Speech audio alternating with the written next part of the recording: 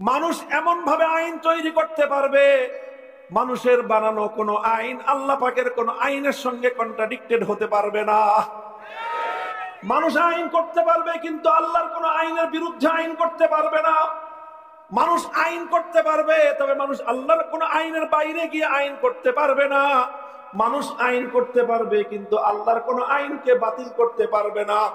মানুষ আইন করতে পারবে, তবে আল্লাহ পাকের কোন আইনকে চ্যালেঞ্জ করতে পারবে না। মানুষ আইন করতে পারবে কিন্তু আল্লাহ পাকের কোন আইনকে বাতিল করতে পারবে না।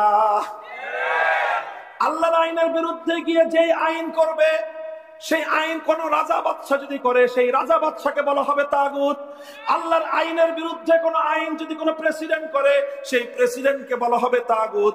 আল্লাহর আইনের বিরুদ্ধে যদি কোন প্রধানমন্ত্রী কোন আইন জারি করে, সেই প্রধানমন্ত্রীকে বলা হবে তাগুত। আল্লাহর আইনের বিরুদ্ধে যদি কোন মন্ত্রী পরিষদ